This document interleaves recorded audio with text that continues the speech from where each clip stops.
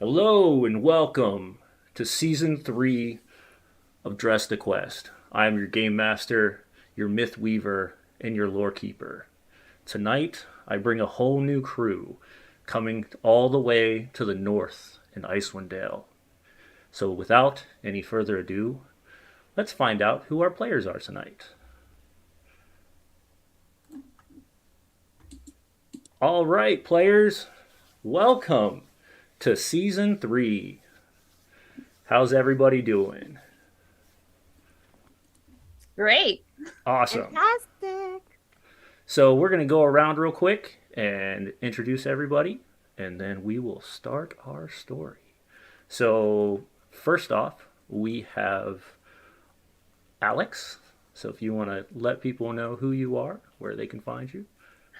Hi, I'm Alix, often known on the internet as Idly. You can find me on TikTok at Wild Hearts, and that's where I do a lot of cosplay content. All right. Torrence. Hi, I'm Torrence, otherwise known on TikTok or here on Twitch as TinyT14. I also do a lot of cosplay content, a lot of ridiculous gaming that honestly is just out of control, and I'm just glad to be back for season 3 after season 2. Our returning crew continues with Chris. Hi everyone, I'm Chris. No cosplay or streaming channel, just Chris. Just and, Chris? That's Chris. A legend. and this season I will be playing Ginjack Wonderful. All right. And last but not least, Space. Hey guys, I'm Space. I also don't have anything, so I'm just Space. And I am playing Benji Goldenclaw. All right. Let's find out where everything is going down. So, we are entering into the coldest parts of the world for this season. Icewind Dale is known for its horrific blizzards, its avalanches, its creatures that hide within the snow, cold temperatures that freeze you to your bones. Why you come here, we haven't figured that out yet. But people live here in the towns of 10 towns. And here they will find survival is a necessity, not just something of convenience. Here there is no other option. The animals are rough, the environment more harsh than you could ever imagine. In this place, there are rumors and myths of lost relics from old. There are people hunting for all sorts of strange materials and magics. And our party is beginning in a very small town of Caer Konig, within the 10 towns. Our party is beginning in an area that is right off the coast of water. The docks, though, however, have frozen over.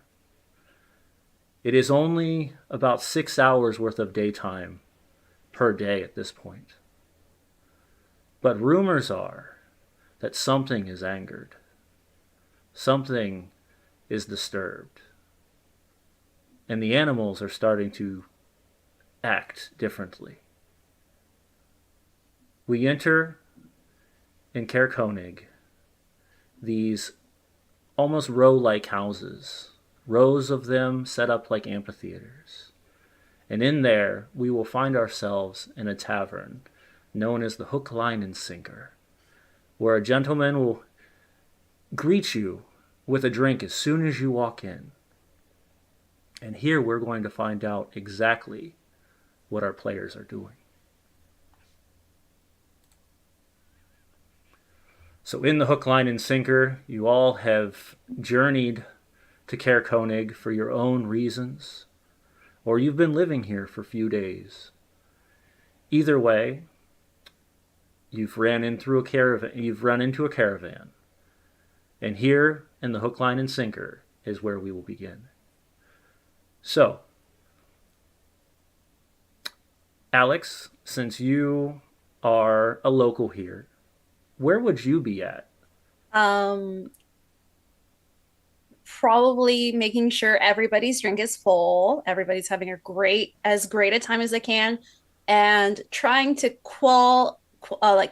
stem any bar fights or disagreements, usually with a small wrap of her soup spoon. Wrap of your soup spoon. All right. And the other three have just arrived from a caravan. And we're going to find out where each of them are now within the tavern. Kastle, where are you at? Kastle is probably sitting at a table that she can have her back to a wall, doesn't want to have anyone be able to come up behind her, probably has a big glass of mead, and she wanted to make sure she found a table where she can sit and play some kind of cards or dice, and seem to be distracted when in fact she has her eye on everything going on in this tavern. All right. And Ginjack, where would you be in the tavern? I'll be at the bar. Just tap it. Just grabbing a drink or two or 6, depending on. Oh no, just one. Just one. Oh. Yeah, see if they have anything warm. Okay. And Benji, where would you be? I am sitting smack dab in the middle of the tavern, at a table. I have like a tea glass and 3 little kids. She found like 3 kids off the street as we were walking in, and she just has them all at her table, and they're just all enjoying the meal right now. All right. As you all sit there enjoying yourselves, we're going to walk one by one around to understand a little bit more about our players. This time, we're going to start at the bar. This long oak bar, you're presenting yourself on. A gentleman with just enough hair that you can see over the top, but this large bald spot on his head. He's in his older years. He's got a salt and pepper beard or goatee. His eyes are dull from the horrific situation that you are all in. The survival instincts have kicked in, but he always seems to have a smile on his face. He greets you. He says to Ginjack, "It's nice to see that the tavern is starting to pick up. We were worried that the shipments would not arrive. The first drink is always on the house." Well,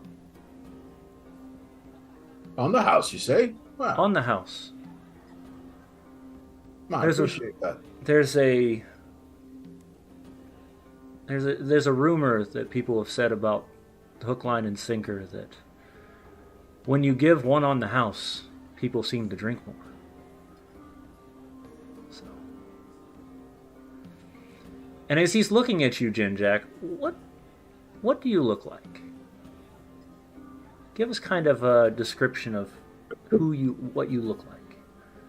I look like a southerner who has taken advice from some people on how to dress here and overdressed accordingly. The furs are somewhat mismatched. Ginjack is not dressed for style. He's dressed for survival in this frozen hellhole. Uh,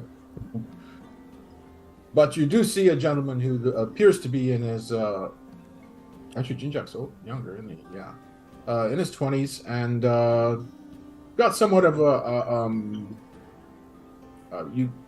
Anyone look at him would get the sense that he's still picking hay out of his hair, and he's got the plain features of a peasant, and the mannerisms of someone who's worked the land.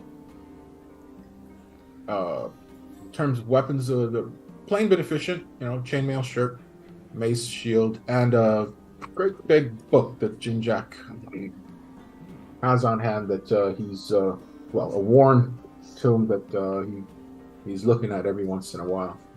All right. And he says,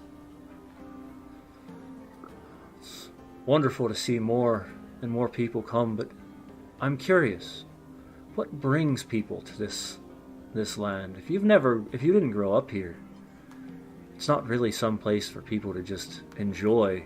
It's not like a vacation zone.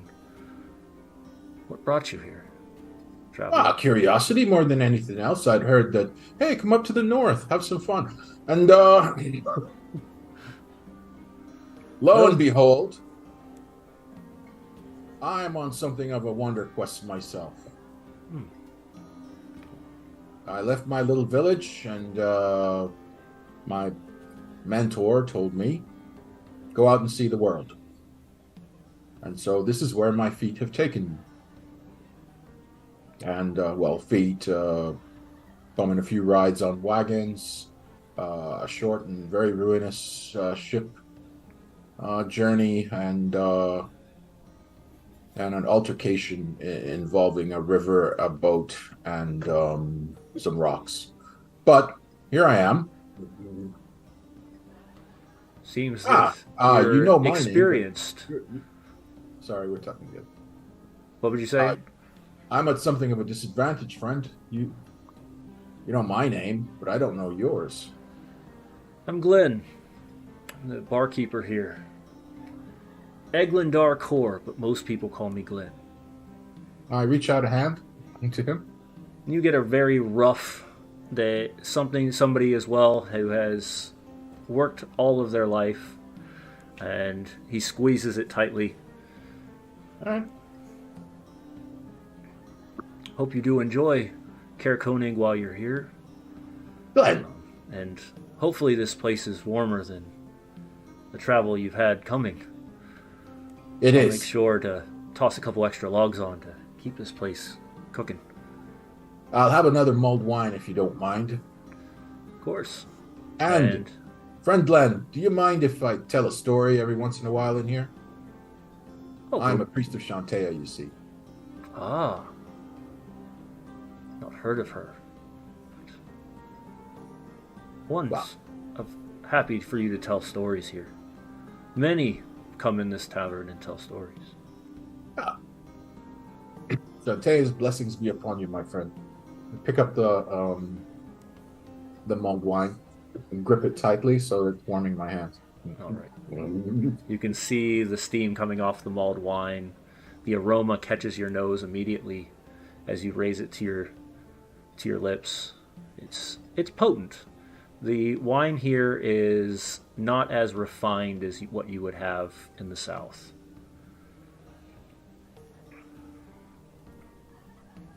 As we kind of head back into the inn in his full, as Ginjack sips on mulled wine,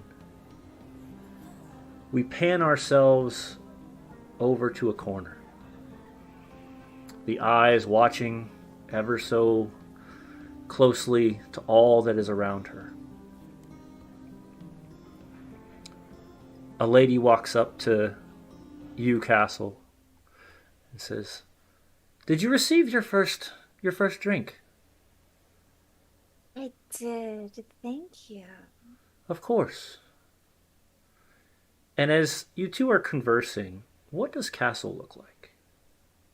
You see, even though she's seated, you see a very, like, very tall, but just like absolutely like cut with muscles. Human woman in her early 20s. Long, like amber red hair and the piercest green eyes, almost that of like raw emeralds. And she's got a little blue scar near her eye that just seems to have been touched by a little bit of wild magic. Mm. The lady kind of looks at you and immediately is caught by the very just ever so sparkling eyes, those emerald eyes, and that glint of something around the eye. She says, "I don't think we've ever seen anyone here with those types of eyes. Where do you come from?" Well, um, pretty far away. Um, Also relatively cold. I'm out doing an assignment from my people of Neverwinter. You're from the caravans. Yes, They bring resources on occasion.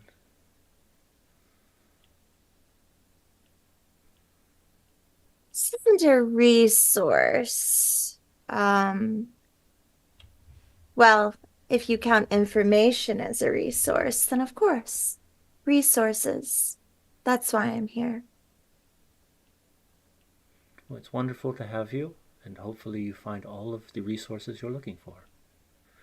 That's the plan. And she kind of nods, and is there anything else I can get you?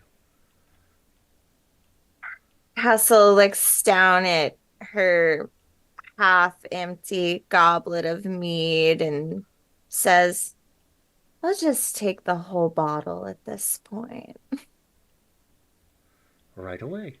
And she walks off to gather even more mead for Kastle. And as she hustles away, we return to the inn. And we look around now to a lady who's trying to help. Someone who's moving around, making sure, though they don't exactly work here, they have become local. They've become helpers in the tavern. What is Aerwyna doing? So Aerwyna is, actually currently trying to get Benji's collection of children some shortbread cookies. She's like leaning over like towards like the kitchen area, going like, so we have some like unexpected uh small humans. And she looks over at the collection of children like, are they humans? Who knows? Um, Glenn will, after pouring the wine for Ginjack, sees you slide into the kitchen, like around the kitchen area, and knowing you don't work here, he has gotten used to the habit of you just pushing yourselves into the kitchen for one reason or another. yeah. But you've brought good music and you've brought good stories with you as you've been here for the last few weeks. And he says, "Aerwyna, what do you need now?" Oh, well, it seems like one of the travelers collected like a small bunch of children, and I was thinking that they could probably use like something to eat. You know that unless they like trout, we don't have much else at this point. Though the caravan might have brought something in. I'd have to go through the supplies. Yeah. Well, we could make do with trout, right? If it's good enough for us town folk, it's good enough for it's good enough for them, right? I mean, that's what I would say, but I mean, that's really up to them. Most people don't mind trout, but younger ones, they usually shy away from it. Oh, Maybe I okay. can throw it in some grease and fry it up. Yeah. Make some trout sticks. Yeah, little like maybe bread them a little bit if you got like a little bit of like that little bit of flour. Yeah, we can come up with something here. Okay. And he'll hop over to an area of the kitchen and start to bread these slices of knuckle trout or knucklehead trout. And while he's doing that, let's kind of get an idea of like what you're dressed as. You're more local. You've got Hmm. more of a, um, though you're vibrant compared to most of the crowd that you see in here. So, what does Aerwyna look like? So she definitely has more of the look of a local. Um, she is an Icewind Dale native. Uh, she has kind of paler skin from, lack of vitamin D currently. Correct. Um, she's about 5'3", a little bit on like the where Kastle is very muscular, Aerwyna is like almost soft. Um, like in almost every like aspect of the word, you see bright, vibrant blue eyes, and just like the barest tips of her ears poke out from under her hat because her ears do not fit in the hat. Okay. And as he's finishing up, he's dropping these very dense looking pieces of knucklehead trout covered in the little bit of batter that they can come up with of flour, and he drops them into this boiling pot and fishes it out with what looks like almost a fishing net after a few minutes, and then tosses it on a plate. He says, hopefully the little ones will enjoy it. However, we don't get many of them around. Not here. Yeah, I know it's a little bit irregular, but but Benji's got her own kind of style. Um, so I just want to, make her and the little ones feel welcome. All right. And as you are plated the knucklehead trout sticks and head out to place it on the table, you see Benji trying to rally the crowd. She's got three little ones of all ages kind of rustling, some of them getting much more impatient than normal. And what does Benji look like, and how is she keeping this crew of children under control? Okay, so Benji, you see, she has golden brown skin and like these amber colored eyes, uh, where she's in between what Kastle is, uh, muscular wise. She's more like tone and athletic, uh, and very, I want to say, very unassuming. So she doesn't look to be like the toughest person ever. You see, her arms are kind of uncovered. You see these elven like tattoos she has on both arms. And just where her neck, the little bit of skin that you can see on her neck, she has these two kind of bear claws that are, it looks like maybe golden ink. And You see she takes off her bag and flips it open, and she pulls out her little fox companion. She sits it on the table and she just looks at the kids. Okay.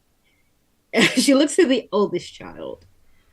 She's just like, okay, listen, you can play with gumbo, but you have to eat your food first, okay?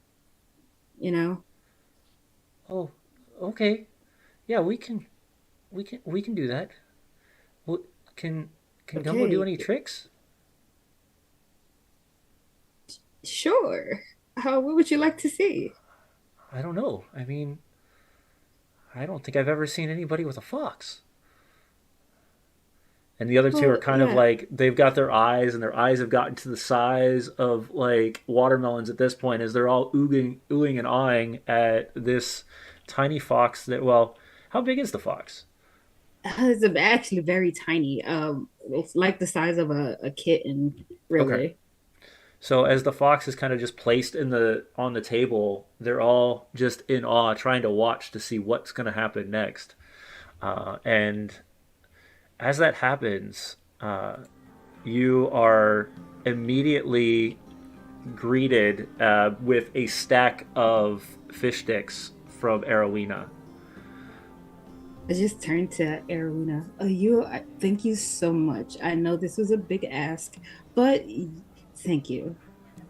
We have it handled, and Aerwyna will actually use prestidigitation to as she like moves her fingers and hands over the plate of fish sticks to make it like interesting for the little ones, and they will now taste, unlike trout, they will taste of like chicken, the best chicken that Aerwyna can imagine. All right. And the one of the three, while the other two are still in awe of the fox, reaches over and grabs one of the fish sticks, and this giant smile just creases both sides of their cheeks all the way up to their ears, and you just hear a so good. And the other two turn, and their eyes get big as you realize that this area, though cold, and though most of the time you don't see children just running around, it seems these three have probably not eaten in a good minute. So they just devour this plate of chicken sticks. And at about that They're time, still trout. They taste like chicken. yeah, they taste like chicken, and you can see the difference. Like as they bite into it, you can see the trout, but for some reason they are just enjoying it, almost to the point where you're getting looks from other people in the bar, in the tavern, that they're like, nobody enjoys knucklehead trout. Like you do it because of survival. You don't do it because you enjoy this stuff. And one after another, people are just looking over, confused. Even the other two might have caught some sort of attention as this almost excitement is coming from the center of the tavern. Everybody else is kind of just minding their own business, but there's this excitement, there's this noise coming from the center of the tavern, which would, of course, connect both Ginjack hearing it and Kastle hearing it. Do either of you want to do anything during this time? Well, Castle is in fact playing cards, but they are keeping an eye on everything. So I guess I could maybe some kind of perception or investigation to, or even at this point, sleight of hand, trying to still keep up this facade of, oh, I'm fully distracted by all this money I'm winning, but I really want to actually know what's really going on here. Okay.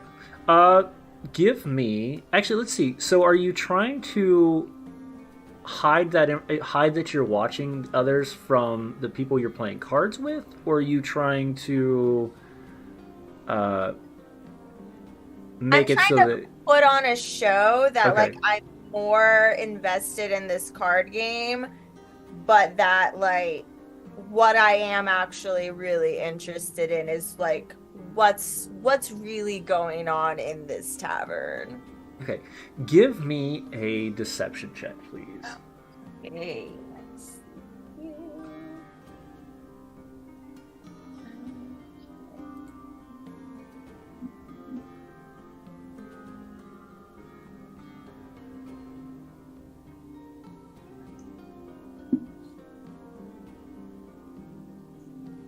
Hold on.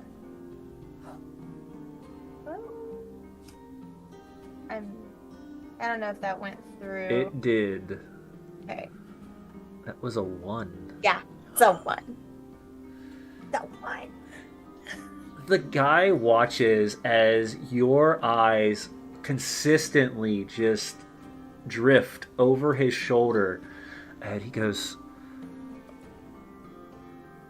"Are we going to play, or are you too distracted? It seems to me that maybe you're just not in the mood tonight." Oh, no. I'm very much in the mood. You know, it's just so rare these days to see a fox and, you know, young children, you know, so joyful in a place so cold and miserable. You know, it just kind of takes me back to, you know, my childhood. So I got lost for a mere moment there, but we're good to go if you are. Oh, yes. I mean, we've been playing this for a while, and I understand. So what's your bet this time? Hmm.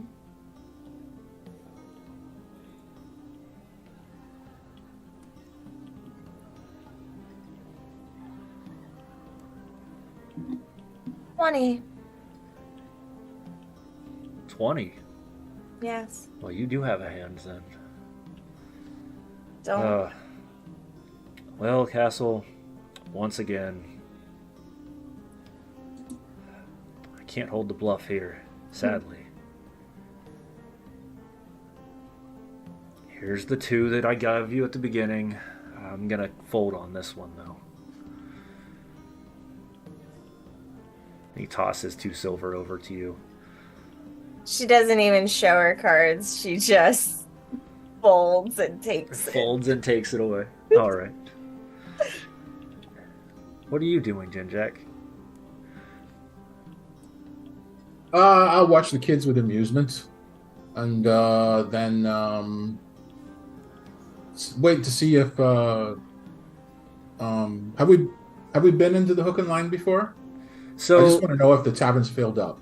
The tavern is about half full. Probably about a dozen, 18 or so people in here at the moment.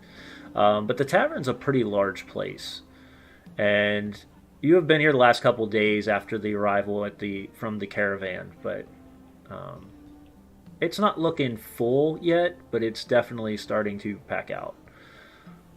Well, the kids are eating. Now's as good a time as any.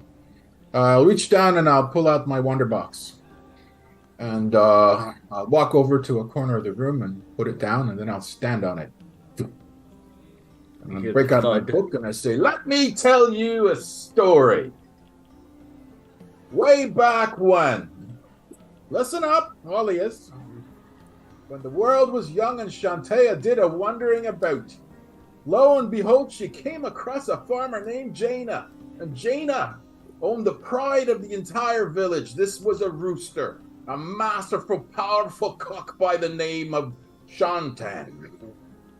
And I continue for 10 minutes, and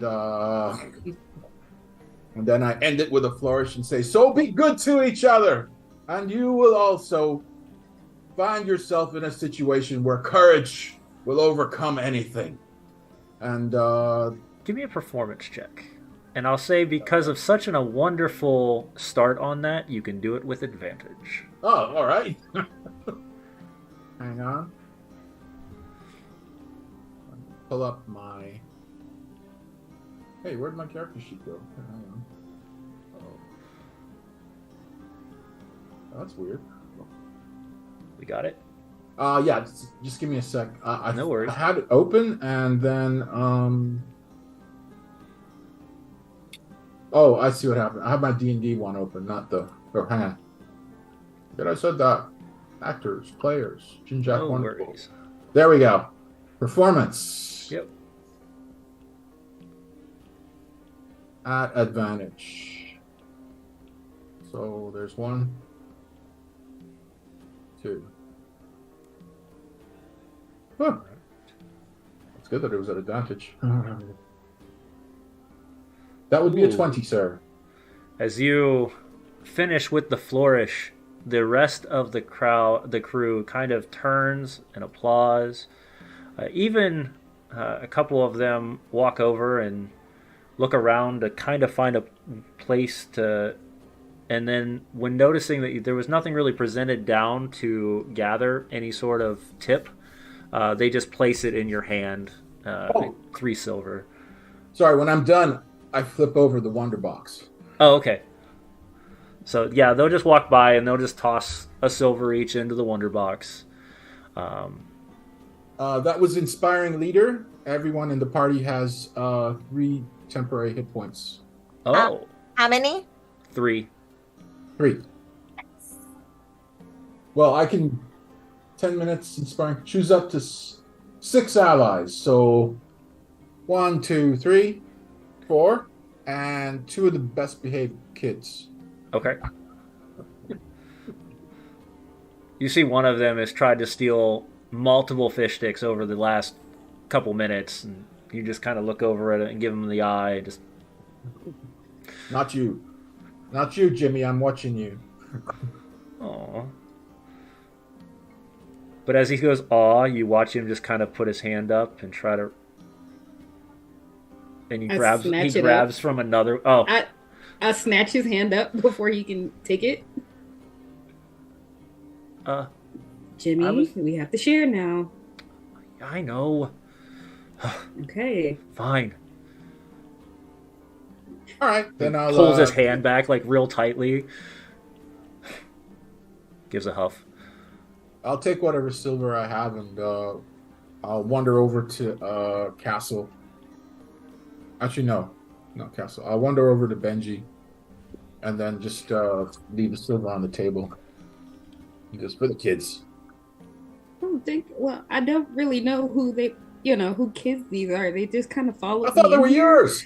No, they're not my kids. They're just kind of, You just randomly snatch up children off the street? No, So I was like, hey, you guys want something to eat? Because they were just sitting out there in the cold, kind of looking in. I look at the children and say, you went with a strange woman. Basically, I don't know whose food. kids these are. We weren't going to stick around. She said we could get in here. Normally you have to have some sort of adult to get in here. Well, I guess I qualified as the adult, so... Where's your mom and dad's? You see, like, they just kind of lower their heads. Others. Where are they?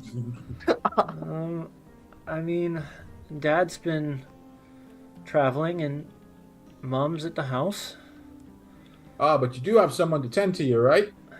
Yeah, we do. All right, fine. We'll get going. Oh, no. Finish your fish sticks. I was just concerned. Oh, I mean... Yeah, I was just thinking murder Just thinking murder. Well, I was just thinking that Benji had rescued you and you was starving orphans or something. But as you're just moochers, then everything's fine. Oh, okay. And they kind of are confused just by the conversation, and it just like each grabs like 2 fish sticks, one in each hand, and start nibbling on them, trying to make sure that their mouth is full enough that they don't have to answer any more questions. All right, I take the silver back, and oh well. Then I'll go over to Kastle and drop it into her stack. I've already cleaned up enough, my friend. Oh, that's my investment. You want me to play for you? Well, yeah, would you? All right, what's the minimum? You're saying this to me as if I know how to play, right? I'll do my minimum. How about that? Ah, that's great. She's gonna do her minimum. Oh, I have no idea what the hell she just said, but she seems to be amassing quite a stack there, so I'll leave her be. We're cleaning up. All right. All right, well. So as you two plot to swindle another few of the gentlemen that are in this bar, you feel a cold chill streak across the bar as the door opens in the front. A gentleman covered fully in nothing but furs and a heavy cloak, kind of scuttles in, snow covering his boots thick, and these massive gloves as he slowly starts to pull them off. A deep red beard sits underneath, and he starts to slowly pull down one piece of clothing after another, hanging the heavy cloak as it drips against the hanger. Really?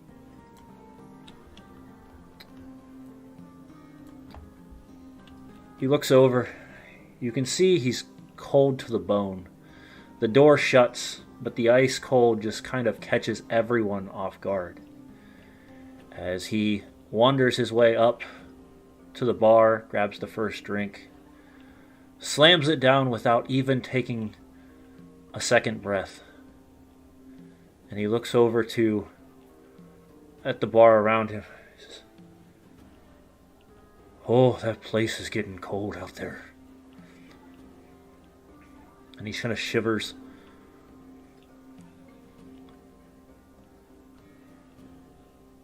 You would do anything? I've looked to our Aerwyna, and I just do you know who that is? Does she recognize this individual? He's one of the fishermen of the area. Okay. Oh, he local. probably works on the boats, probably with my dad. And we'll head over and we'll cast, once again, her hands kind of move as arcane magic warms him a little bit. Once again, using prestidigitation to like warm his clothes. Just take a little bit of the chill off. Oh. He kind of holds his arms together on, almost like wrapping himself, and he says, "Thank you. It's been a cold one out there today." Isn't it always a cold one? But it's getting colder. The winters are coming. The time of light is dwindling, it seems, every day. I think we clocked out at the lake only about 6 hours today. Only 6 hours? Only 6 hours. Oh.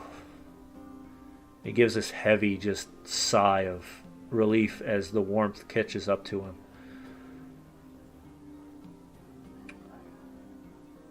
Well, did you at least get any good fish in those 6 hours? Well, we started to. But then we ran into a problem. Go on. So we were out there on the lake, and we had gotten about halfway out, and the wind started to pick up, and we were about to pull in our nets, and then all of a sudden, the crack hit, and we felt something hit the side of the boat, and then again, and we pushed ourselves all the way back to the shore, as the knuckle trout seemed to be angry. They're frustrated, agitated of some sort.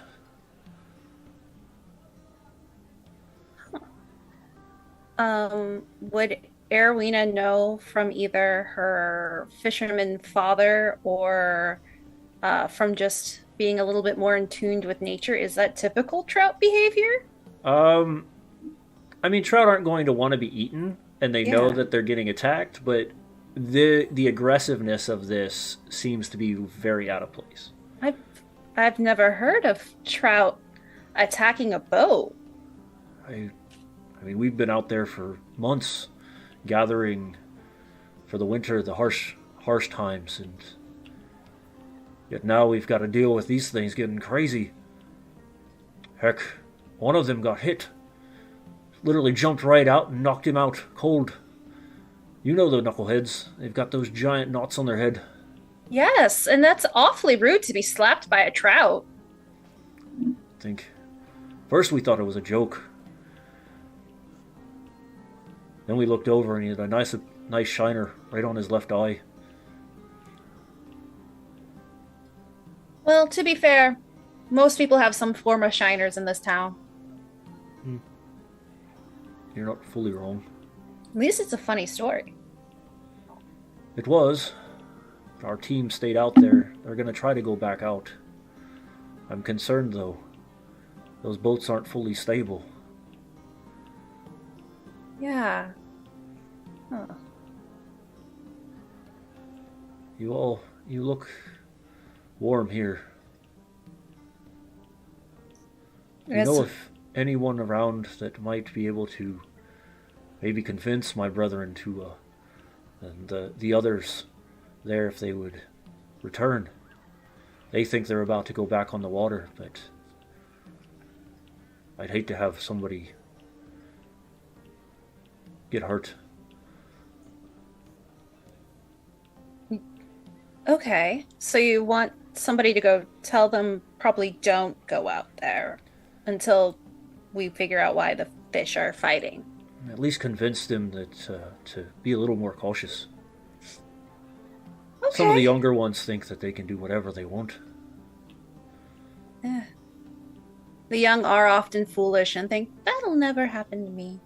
And then it will. He looks over. He says,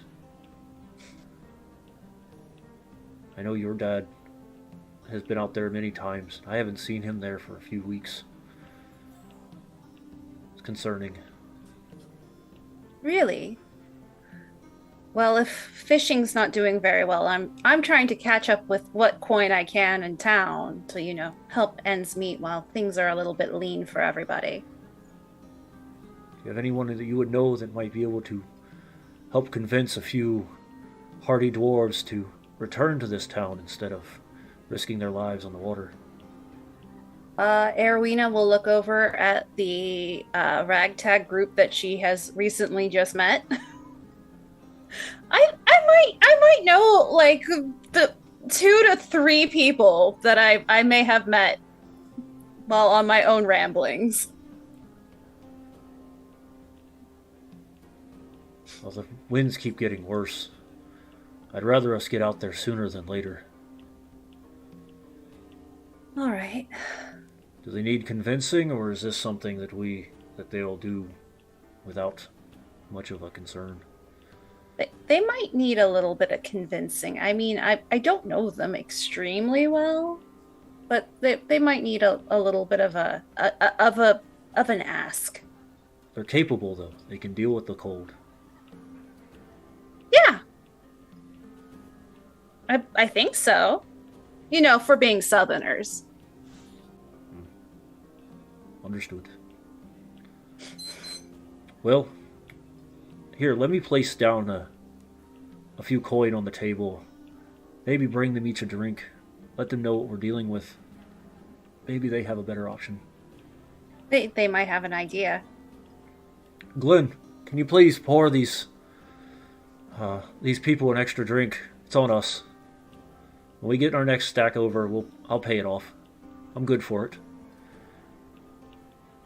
Glenn kind of nods. He says, "You've been here a while, and I understand that it's harsh out there. So, we'll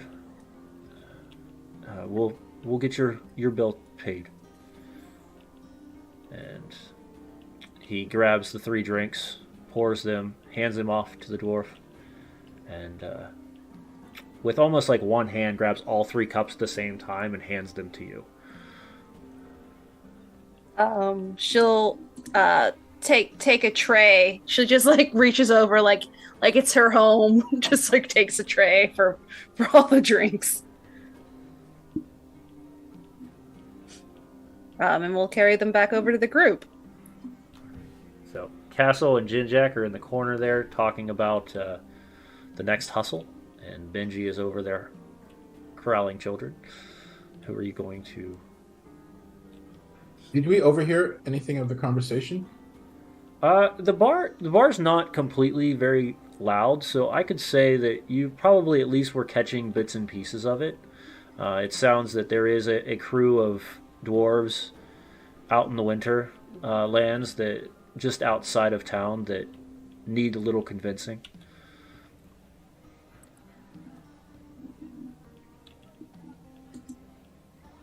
All right. I was just going to suggest something. Aerwyna will head over towards Ginjack and Kastle. Okay. Hello, dear.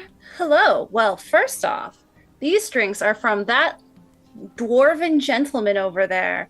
And if you guys are looking for possibly something else to fill the time with, he had a favor to ask, and Aerwyna will pass over the coins I believe she was given. Yeah. So she was given a silver each plus the drinks. Yeah. So they were wondering if we could help talk their crew out of going out onto the lake, because the fish aren't acting friendly. Isn't that kind of the point? Yes, but generally the trout don't attack boats. Oh, that's not friendly. Yeah, no, and that's not normally what trout do. Oh, imagine the humiliation that you're out on the water and then you get attacked by a bunch of knuckleheads. Oh, Exactly. well, you're really good with the nature stuff. Do you have any kenning of why that would happen? And Aerwyna will think about it. Can she think of a reason why? Give me a nature check. Oh, okay.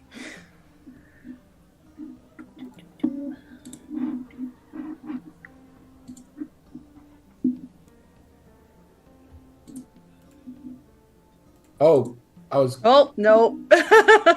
Oh, never mind. Nope. I was. Unfortunately, fish are a mystery. They really don't think a whole lot. Hmm. Can I try? Yes. However, are you using nature, or what are you using? You know what? No, I don't have any. No, I'm not proficient with nature. I have animal handling, but I don't know if that would apply. I don't think that would apply to understanding just yet. I could see if you were out there in the water and you were trying to Noodle some trout. Yeah. How about you, Benji?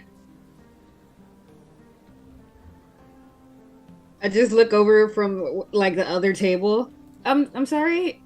What's going on? Do you have any idea why fish go mad and attack fishermen? Why they be agitated? I will make a nature check. I'll give her guidance. All right. Guidance? What is that, 1d4? Yes. Okay. 9. We know nothing of animals. Fish know, are no mysteries. Fish are a mystery, and as far as you Fish know, aren't real. Fish aren't real.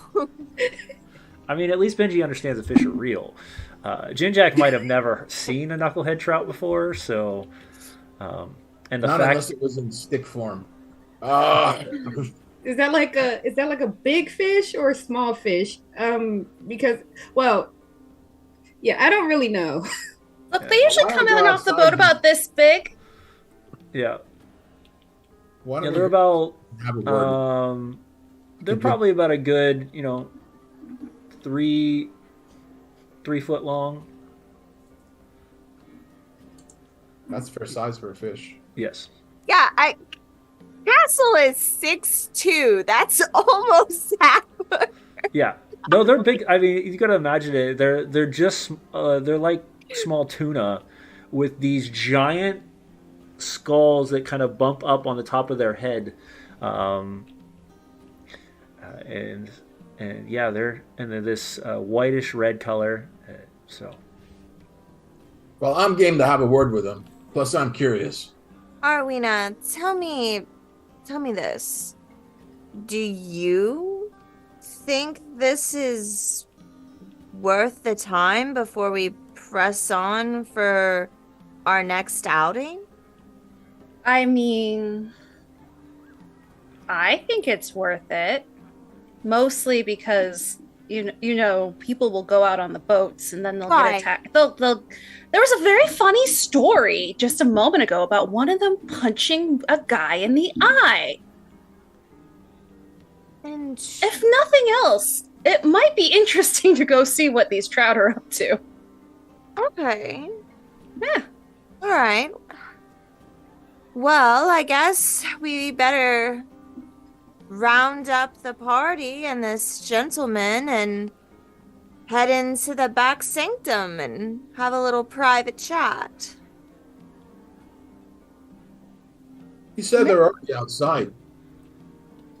oh, they're over. What you were told is that there's a campsite outside of town near the lake where they have set up camp as they're gathering fish. Wow. It's a pleasant day outside. We could go for a little trundle. Said no one ever in this town. No one. I'm more It's so so cold. I more up so there. Do we meant have to go? talk before we just go out into the cold wilderness. We have a chat with this man who in more or less wants to hire us. Also, Aerwyna, keep my silver that he gave you, and I won you a couple extra. Oh, thank you. I give you 4 silver. Okay, cool. So as you finish, what's that, Benji?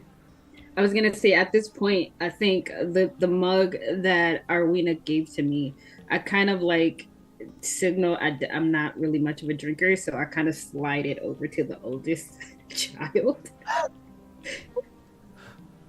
I'm pretty sure you can have that. I'm pretty sure it's nothing bad, Castle's not having it. They snatch it away from the kid. They're like, As the child kind of goes to grab it, you see Kastle just and pull it away.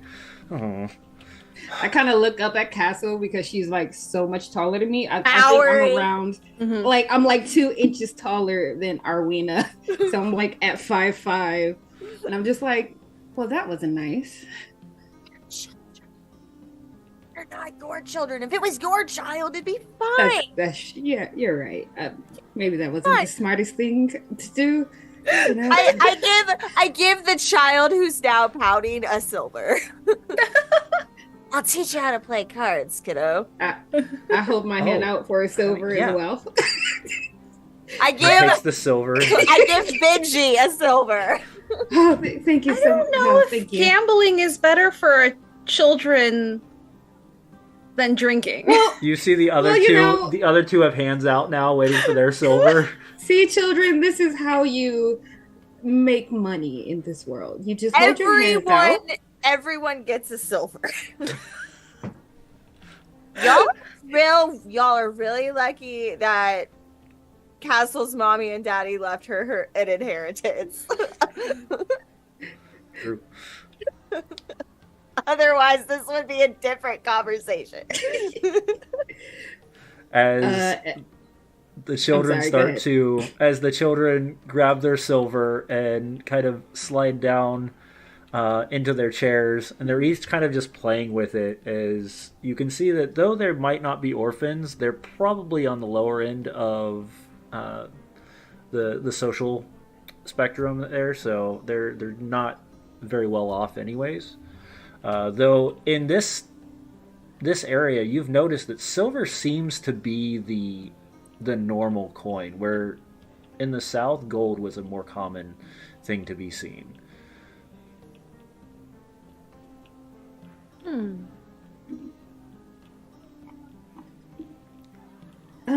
So how far? You said this camp is right outside of town. Yeah, just right on the outskirts. So what is that like? Is that like a 20-minute walk? Because I really don't like the cold. So, and I kind of like do that thing where you just like play with your hair, and I'm just like, I'm kind of looking outside, kind of seeing the wind visibly pass by the window. And I'm just like, so cold up here, you know? Yeah, you can see all of the windows have completely frosted. Like there's no, even parts of the window sill have piled up a bit on for the snow itself. It's not the best out right now, no. Hmm.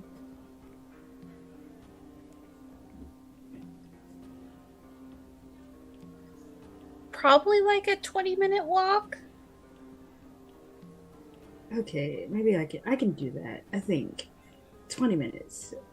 I hope you're not lying to me. And I just kind of give her a look. I would never. Are you being truthful? I would Okay. never. And Aerwyna will make Benji's coat warm now. Okay. Ooh. This is the value I bring to this group. This is the value I bring. I will keep everyone warm for the moment, at least. I know nothing about fish, but I will keep you warm. Keep you warm. Neither do I. I don't know anything about fish either. And I kind of just look at a Kastle and Ginjack. So, are we gonna talk to the guy first, or should we? Yeah, I think we ought to take him into the our back little room space and get all the details. There are a lot of eyes here tonight. When she says that, I think I kind of just look around the room, kind of on alert now. Can I make a perception check? Sure. To see if I like. I'm also see going to anything make... suspicious? Go for it. Yeah.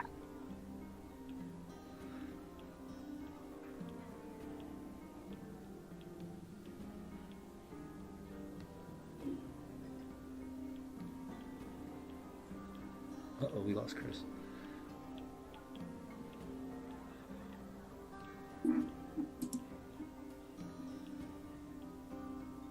I got a 20. All right.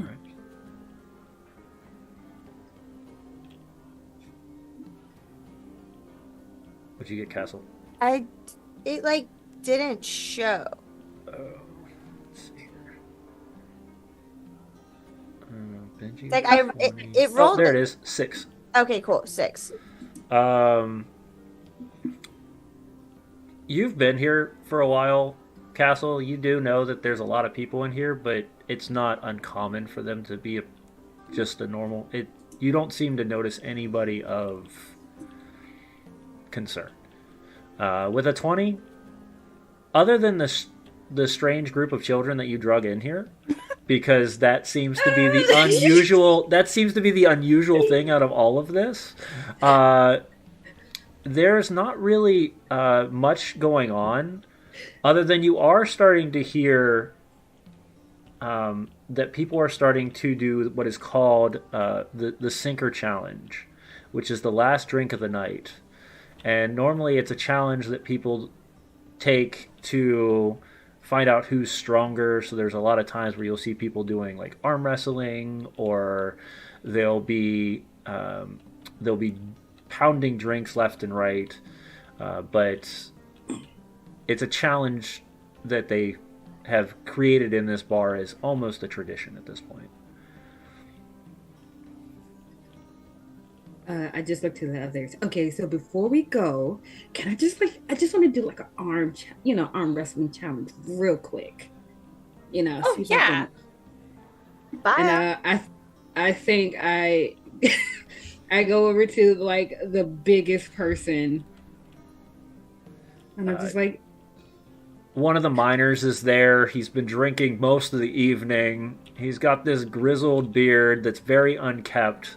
Long, straggly hair that just kind of droops all the way down to his shoulders. He's got what looks like thick, heavy overalls on, and he looks over and he says, Well, miss, what can I do for you? Okay, so I heard about the sinker challenge, and I kind of want to, do a little arm wrestling, uh, and let's put some money on it. What do you have? You have silver, right? Kind of looks you up and down. Yeah, I know. I get this look a lot. Trust me, I'm pretty strong. Well, I mean, if you're putting money up to it, I'm not gonna complain too much. What are we talking? 3, 4 silver? I kind of looked at Aerwyna. I don't have silver. I Hey, just can I gave take you your- 4. Oh, did you? I just gave you 4 silver. So I take the 4 silver I got from Kastle, and I just sit it on the table. All right. I've been drinking a bit, but yeah, let's hope you're strong. Me too. And I kind of just smile. And he places his hand down, and you can see this man works in the mines on a regular.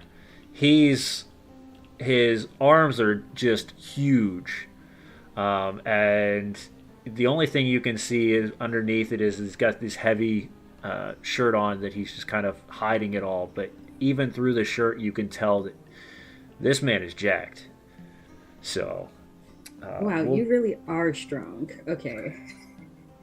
And I put my hand up on the table, kind of mirroring his hand. Okay. All right. Can we do You it like roll on a me- count of 3? Can we start like at 1, 2, 3 before we do it? All right. Yeah, we can do that. Okay. You count down. All right. 1, 2, 3. Does anybody do anything before that happens? I kind of want to be a menace. Yes. Just asking the question.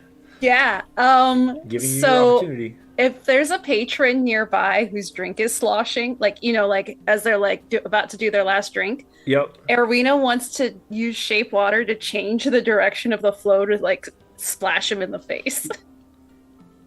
To distract him. Just to distract. Okay. Yeah. All right. Just being a little bit of a give me- mischief maker. Give me a sleight of hand.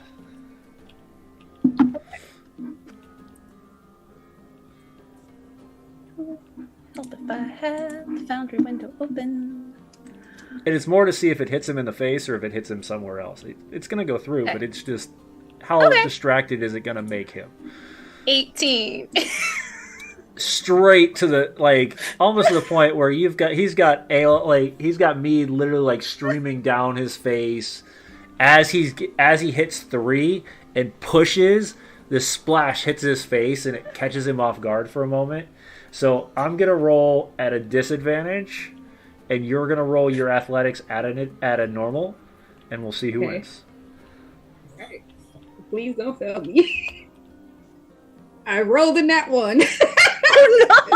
You can't do worse than that. I did it. I rolled a 15. So even with that, you just see him. He pulls one hand back and starts to wipe, and just without even watching, just slowly brings the hand down to the ground. He says, "Well, that was fun," and grabs the. Okay. Hold on. Because I got a little of that in my eye too. Can we just make that? Let's do it like a double or nothing. Let's just do like a double or nothing. Kastle just pulls out 10 more gold, 10 more silver, you. and just Thank you shakes so their much. head and puts it. I'm trying to feed children out here, okay? And I put the silver. I'm feeding the children now. She's trying to feed children, okay? Give We're me a team. Give me a persuasion check. Ooh. Ah. And I will say, since Kastle funded that, you can do it with an advantage. Okay. You're working together. You're just funding the puzzle. That's all. Yeah, no, not at all. A 5. How about he takes the 4, he pushes half of it aside, and he goes, "How about I take half of this and we'll bet these 2." Okay, yeah. And I think I walk away from the table sad as hell that I lost. Just like, and I give Kastle her 14 silver back that he did. Just keep it. Feed the children. It's fine. Well, I think these children are leaving, so I don't want to. They have to go since we're leaving. He kind of I don't gets want to keep your money. Just keep it for next time. Aerwyna's already helping the children like put their coins like in like a pocket or something, so that way they don't get like robbed on their walk home. Oh. Ginjack, are you doing anything while this is going down? No. I'm just watching and hoping that everyone in the group gets the horrendous luck out of their system on stuff like arm wrestling and fleecing. Actually, no, I'm not okay with the fleecing. I'm a peasant hero after all. You can fleece the rich folks and townfolk and whatnot. Don't. I make sure that that Kastle doesn't pull any coins off of any farmers, or I scold her. I would never steal from people unethically, just in a fair game of cards where I outdo them. Again, make sure that Kastle, who is an expert card shark, doesn't take advantage of the It's not taking advantage if they agreed to play. Every once in a while, you'll throughout the evening, you've seen somebody you can tell is a little under their income challenge, and you just kind of like make a way to beeline them away as they're heading towards Kastle. So that's any whales, I'll steer her way. No problem. If it's a whale, I'm all about a whale. Yeah, she can harpoon that. But anything else, I'm gonna. The trout, you're pushing in the other direction. Yeah, the trout, I'm keeping away from the shark. It's probably a good thing. You don't need a trout just punching anybody. Mostly, I'm just watching Aerwyna because I'm ready to go. You know. Well, we still have to talk to this guy and get some more information. Other than, all right. Right? Yeah, he's still sitting at the bar. He's just having a second drink at this point. I'm just a simple fella, so I was thinking, I got the points about knucklehead trout leaping out of the water and bashing fishermen's heads in, and I thought, hey, that's a good place to start. But I mean, if y'all are ready, that's fine. I just figured the more information we had, the better prepared we'd be. Well, I was looking towards Aerwyna, and I'm just like, I was trying to stall as long as I could. I don't want to go out there. It's gonna be fine. And Aerwyna's just like trying to like make the furs warmer. Yes, keep doing that. That's lovely. There you go. and I think I pick up at this point. I'm just like, okay, let's go. And I pick up my glaive. You see this long kind of staff with a serrated blade at the end, and I kind of just strap it to my back. Nobody has noticed this thing. It's been kind of sitting against the wall towards the entrance, and Benji has kept her eye on it the entire time, but nobody has noticed this until she walks over. Can you describe this? Because there's a difference to this thing. We've talked about this. Yeah. So you see. Oh, so okay. You see this glaive. She kind of twists the staff, and it kind of disassembles. Breaks into two parts, and she kind of slides one end on her back, and then she slides the other until they're like kind of going in an X shape on her back. And you see, I guess Aerwyna, you are a half elf or what elf?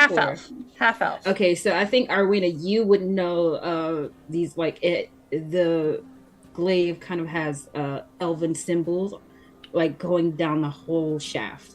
Oh, cool. Yeah.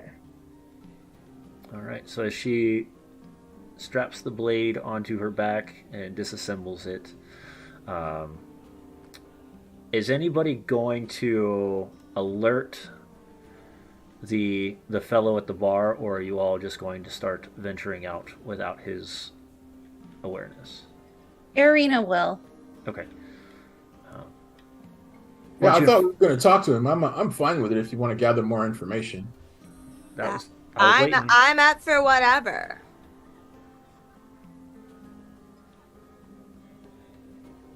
He's sitting Okay, at the bar. so I kind of psyched myself up to go out there. So, like, you know, can we just take go. a little, walk or something? Let's go for a walk. My furs are so warm right now. I don't want to waste the heat. So you're dipping out without even letting the guy know. Oh, Sorry. Come back. Aerwyna will like wave and say like, "We're going." Like try and like. Oh, all right. Let me Signal. finish my beer.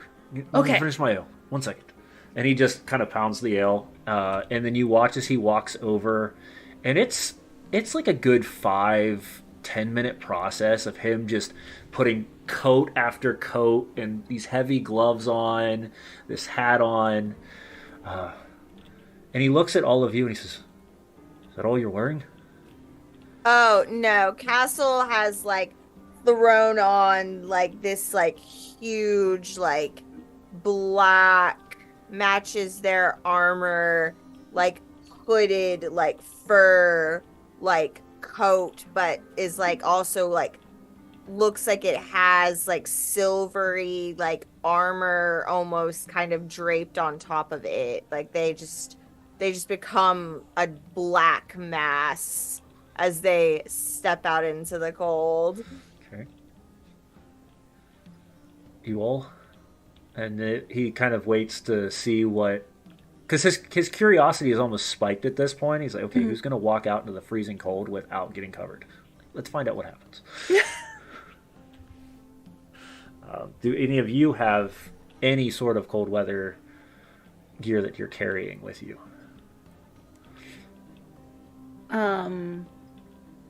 Aerwyna tends to will reach over to like the coat rack, the coat tree. The coat It looks like Yggdrasil in the corner. I'm assuming something Oh, like yeah. that. It's just like the coat rows. of many coats Yeah. on infinite arms.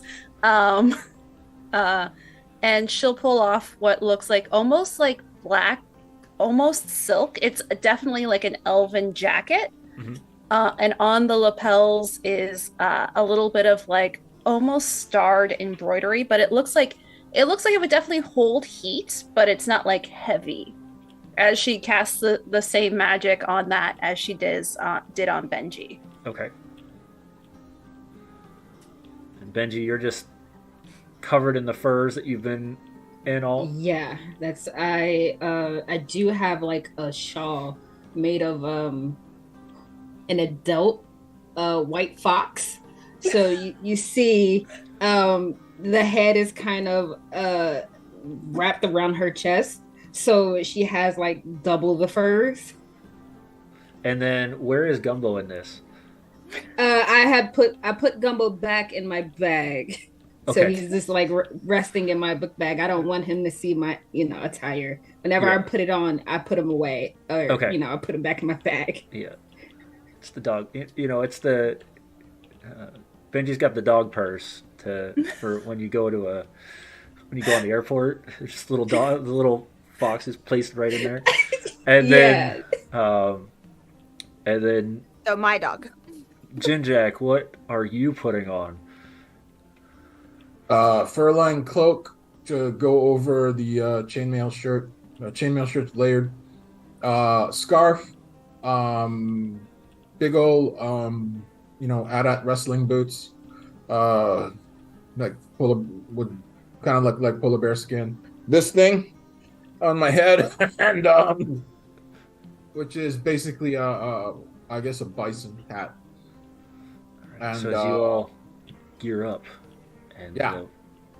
the dwarf steps over to the door and opens it, and the cold air almost puts everyone in the bar to a chill immediately. You can see out in the distance just the snow pouring It's almost at this angle of how much is coming down.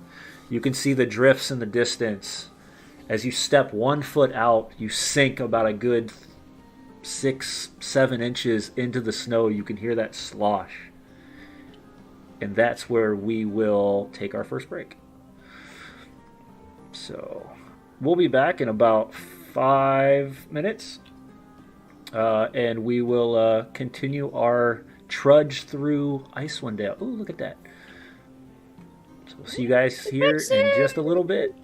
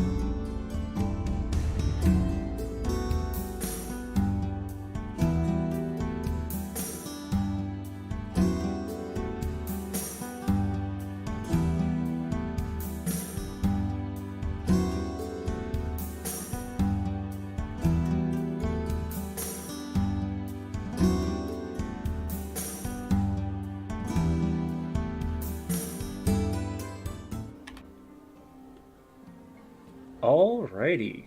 So, before we start, I'd like to just give a couple shout outs to people in our community that have really helped us out to start this thing off. The big ones, of course, are GenconTV for giving us this opportunity to even do this. All of our NPC portraits that you'll see shift over the Mythweaver are presented by GUICube. And all of our music currently is coming from either Sirenscape or Nerdius Maximus. He has a Patreon out there that's super cheap, and it brings all sorts of cool sounds to you. So all the music you're getting right now is all from him. And because somebody asked in the chat, we're going to have Chris show off the artwork that he made for the first part. Apparently I wasn't making it. Didn't let him get ready. So look at that. There's Benji with the kiddos just squeezing them to death. It's goodness. All right. So, the cold has hit each of you. The wind is heavy. The snow is coming down. And it is... I mean, let's take a good old foot of snow on the ground at this point. As you, like I said, as you stepped off the first step of 3 and went straight into the snow. So, pushing through the town of Caer Konig out to the edges of it takes about 20 minutes normally. Now, sadly, this is not the case because the snow is high. And even the dwarf himself is kind of just pushing through 1 foot at a time, trudging this, leaving this line that looks like just drawn in it as just pushing through the snow. Piles go on either side. For this one journey, each of you are going to roll a con save to see how bad this winter is hitting you. Now, because you have cold weather gear, for this specific one, we are going to allow you to have that with an advantage. So, and while you do that, I'm going to transition to some different music.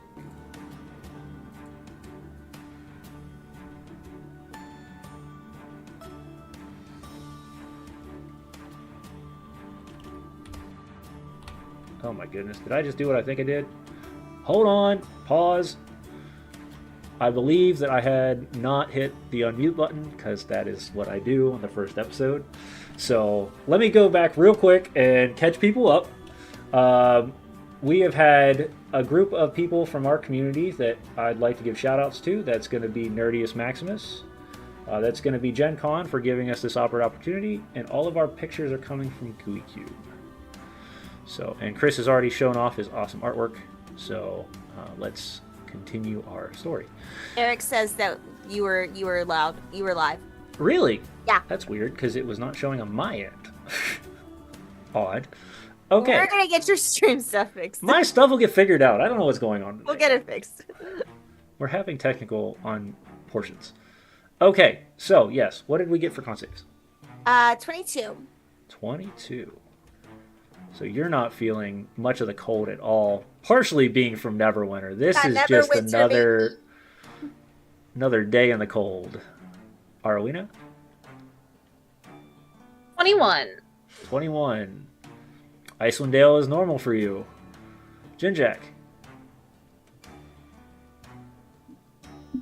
That would be an 11. You're from the south. Oh, wait, hang on. Oh. I rolled the wrong stat. I'm sorry. I rolled intelligence. Oh, yeah, no. Constitution save.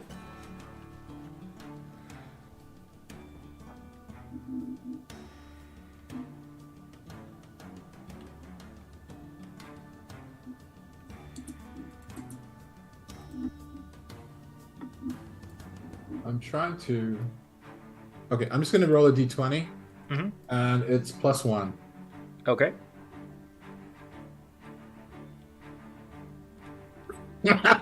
That's a 2. All right. Did you roll it twice? Did you get your advantage or no? Oh, right. I have winter gear on. You have winter gear on. Okay, I'll do that again. That was There we go. That would be a 16. Okay. The cold catches you, but it's not anything that's affecting your movement just yet. But it definitely is much colder than you're used to in the south. And Benji. That is a 9 for me. And you did advantage as well?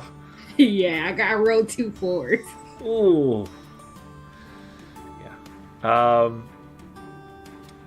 It's more the wind than anything, but you can feel that almost crackling feeling as when the skin starts to lose all that when the wind catches your skin and it dries it out quickly, and the cold is just catching you to the bone. So as each of you push through, like I said, it takes about double the amount of time you would have expected. So the 20 minutes that Benji thought they were going to be doing. Aerwyna, realizing how deep the snow is going to take the time. It'll still be a little bit on the slow side, but just like for our dwarf friend who's a little shorter than she is. That's a polite way to put it. She's going to you reach out into the primal magics that she knows and use shape water to freeze a walkway in front of them so that they can walk on top of like a frozen walkway of snow, freezing the water in between. So that way we can make it a little bit quicker, or at least less trudgy feeling. Yeah. Like it still takes a little bit of time for her to like clear it out ahead of them, but more pleasant. Hopefully. Much more pleasant, because you watched the dwarf sink to almost like his waist. So that's what he's trudging in. The rest of you are like knee side, but he's like waist, where he's just pushing through. As you step in front and start to give that a bit of respite for him, he almost unnaturally like bows, like doesn't even just say thank you, like is overexerting of the thank you as he kind of steps up to the top of this drift now and can now walk on it as if it's natural. But I feel like as soon as like Kastle saw him like fully engulfed in the snow before Aerwyna started clearing a path, I feel like Kastle just picked him up and was like, "Come on, buddy." it's still like pushing like a bulldozer, like at that point though. She's like picking him up, but he's just dragging.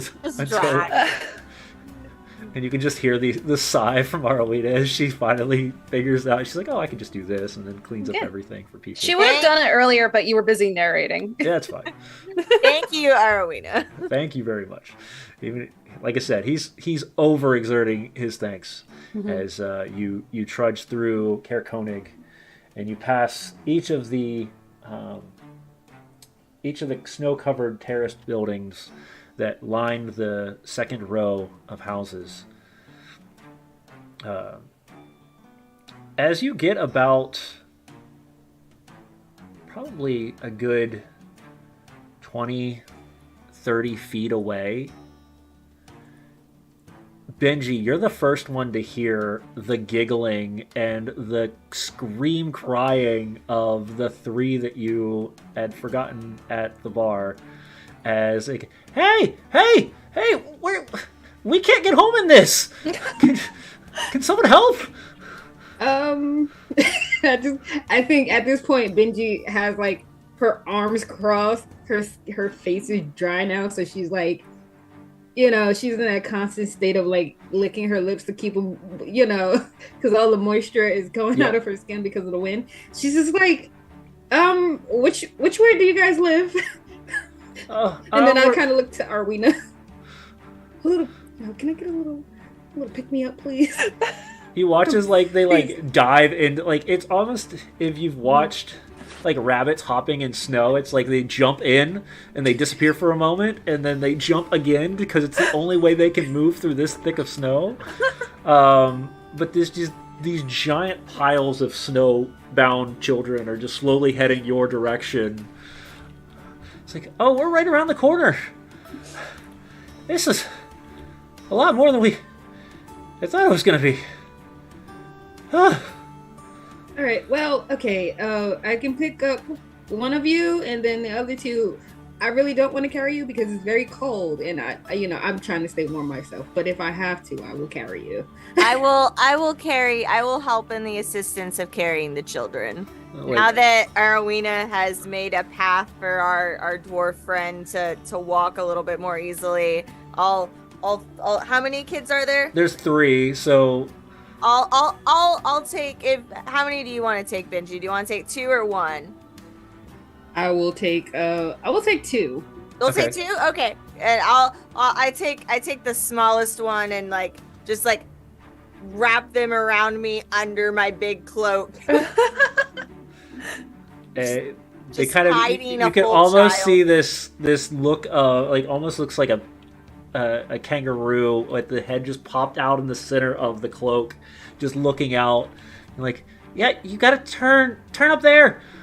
Yep, that's it right there, the one with all the snow in the house. They all have snow. It's yeah, not- okay, It's not really helpful. She's right. it's hard to explain. They all have snow. They all have snow. Okay. They all have almost the same colors. They're all built the exact same way. Like, this is not the easiest way to describe this stuff. But that's all they know. So I would like to do something. Sure. Oh, please, come on. Aerwyna, if you could you make a path in that direction? Oh yeah. Aerwyna Okay. will just keep doing magic. Just one Just- step and I after look at- another. Yeah, cantrip time. Let's go. I look Cantrip at one of left the and kids right. and I'm just like, okay, so I need a volunteer. Which one of you wants to, do something cool? Oh, the littlest one pops out of Castle's cloak and is like, me! Okay. Okay. I switch children with This is Kastle. also the one who's tried to steal the fish sticks the entire night. So Oh, Jimmy! This is Jimmy. that's Okay. right. Jimmy. Jimmy, it's Jimmy. I take Jimmy by the back of his coat, his coat, and I just kind of on the ice pathway. I just kind of slide him, and just shoot him, and watch him go. Like a penguin, And wherever you he watch him lands, slide until it gets. And now, mind you, cantrips work, but they don't work super fast. Yeah, So they get a couple inches, and then instant faceplant into snow as they dive. I can only freeze dip. 5 feet at a time, up to 30 Ow. feet away. But I do like So the idea of weird. playing what is it, curling with toddlers. We've Are created you a new okay, game. Jimmy? You can just see you can't even hear him. All you can see is inside the drift, 2 legs sticking out the back of the drift, and he's piled completely in. So is that your house, or is it a different house? Because it's 3 of you, and it's a lot of houses. We can just Oh no, Live. we all live there. okay. But I found the house, guys. We should probably get Jimmy out of the snow. Yeah, go ahead. Oh no, I'll just pull him out by his leg. Just Yeah, so you pull him out. He's got snow from all over his head, his shoulders. just shake him, shake the snow off him. Just falls. All right, Well. Jimmy, stay out of trouble. Fine. Okay. Gosh. I And he kind of walks. just pat him on the head as They- you go. They kind of stumble up the stairs and push open the door and slam the door behind them. All of the children? All Or 3 is of them, this- yeah. Okay, good. I was about to be like, do I have to they're physically so No, they're all More in the same children house. curling. That Poor makes child sense. Curly. Get your brooms. New sport invented. Canon now. This might come in later. We'll find out. I love it. I'm writing it down. All right. So as you get back on the track, the dwarf is not completely thrilled with the change of direction, but is not going to say anything. As it's just he's still once he kept moving, it became relevant that he was like, well, I should probably wait. Because he just dips slowly into the snow as he gets farther and farther away. before Aerwyna can get back to where she needs to be 30, in order 30 to feet around. Yep, around so she can get the rest of the way. And it trudged through another probably 10-15 minutes as you get to the outskirts, and you can see the docks in the distance and a small campfire that is holding itself together, but it's definitely dwindling as the wind hits it hard. And this almost dome like tent that is covered in fur to the point, kind of looks like how Ginjack's fur is though, so it's like pieced and puzzled together, not like it's not like one giant sheet, it's just pieces of it put together. And you can see a couple of logs that have just been rolled to where people could sit on if they were sitting near the fire, but there's nobody outside.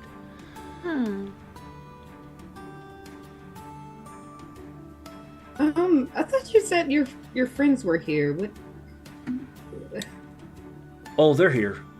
I'm sure they're just bundled up inside the tent. Are you sure? I will. Seems pretty quiet.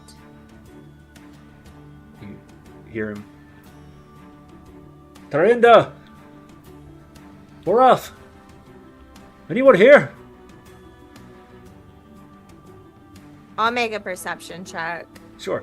Can I make like a survival check to see if I see track like Go for footprints or?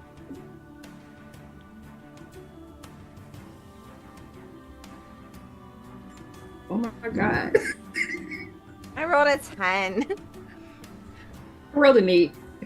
It's so cold. It's you know, we gotta just get it out of our affecting system. you so badly. It's not really the issue. The issue is that the wind is so heavy that it's very hard to hear in this area. We So don't once have you're winds out, like this in Neverwinter. No. Never Windy is the nickname. never windy. There we go. Never mind.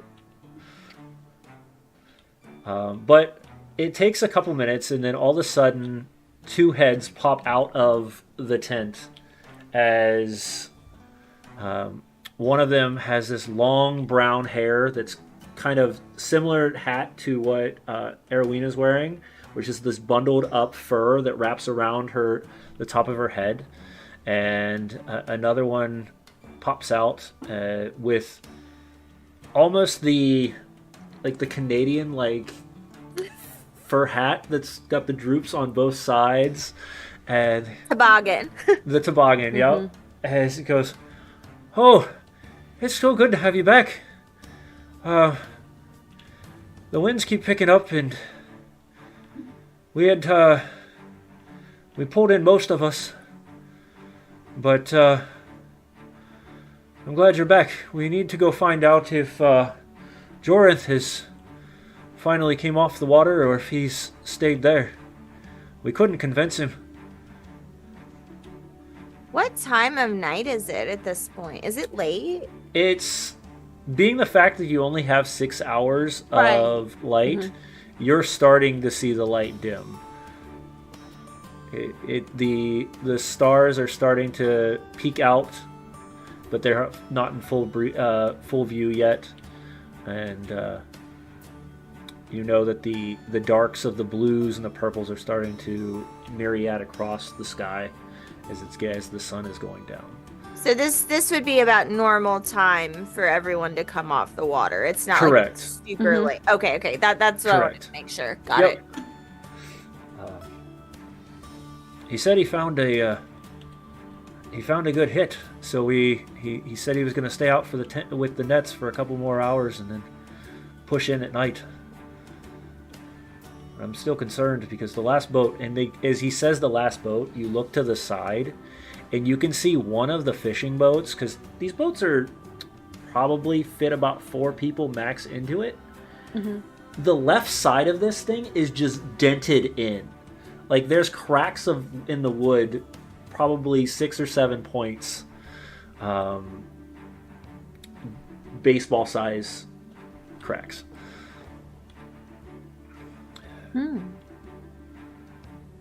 Wow, that's a big fish. You guys have room in there? Can I just kind of make my way in there and I start pushing my way into the tent? Yeah, it's cold. It's cold out here.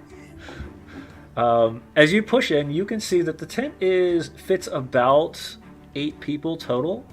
As bedrolls have been rolled out, there's another small fire kind of in the center of it. And 6 of the bedrolls seem to be unoccupied, and it's just these 2 here. And then the rest of you can kind of squeeze in as the warmth catches you, and that you can all sit down. Well, today has been an interesting one.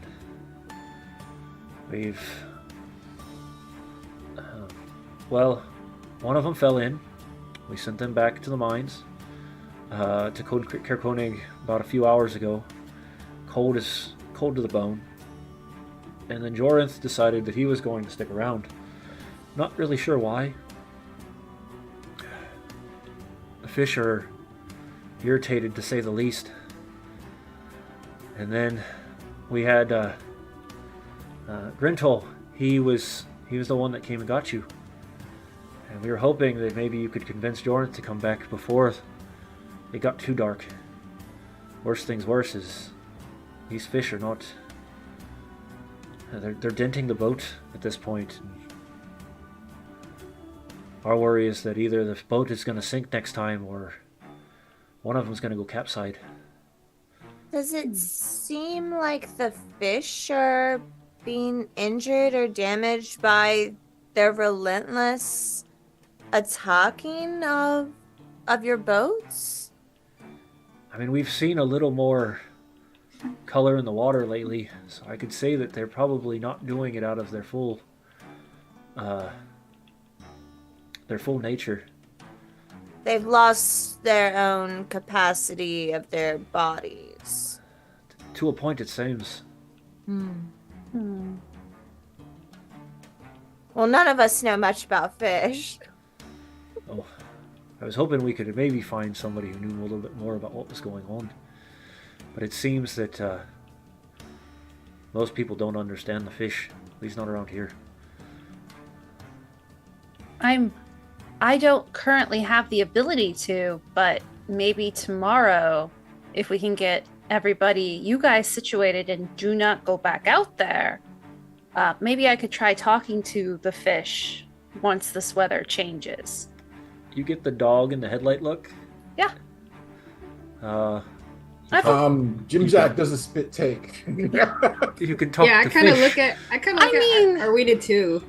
I mean, I don't know. I haven't tried to speak to fish. I try and avoid them. Aerwyna now has a terrifying dislike of fish. It's just, the smell. Well, Aerwyna, But- I'll tell you what. If you want to attempt that tomorrow, I can lend you some divine intervention and see what I can feel out while you're talking to them. Yeah. Yeah. Well, At least find out why they're attacking the boats. I mean, if fish even know why they're attacking the boats, I've heard they don't think very much. Well, maybe they just don't like being caught, right? So they're fighting back. Did you ever think Maybe. about that? But they've never done this before. Not that I'm Yeah, aware you're of. not that we've ever seen. Yeah. Much more aggressive than normal. Do any of you know how to repair a boat? Oh, no.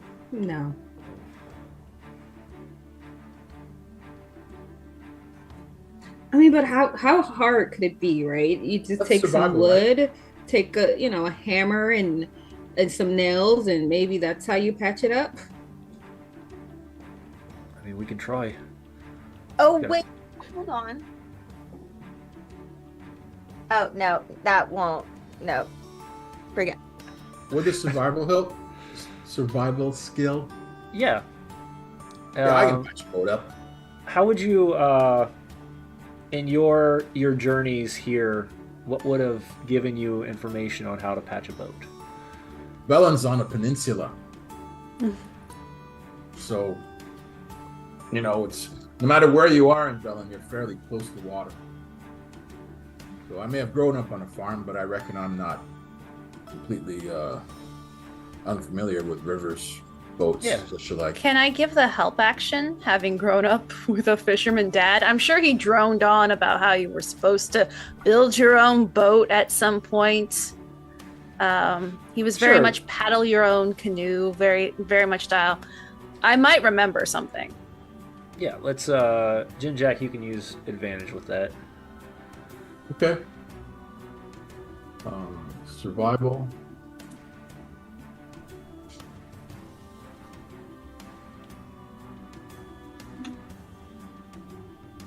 Yeah. There you go. Let's see what we got. It's taking forever for me. All right. Oh yeah, 24. Between your remembering all of the skills that you've learned as within the riversides, and every once in a while, Aerwyna will kind of reposition things, like, oh, maybe this is the right type of boat that you're used to, but these are the extras. You find pieces of lumber that you can kind of pin together to block off some of the holes and to seal them properly. And the dwarves kind of watch, and that don't look too bad. Maybe it'll be seafaring again. Maybe we can just go out and get him.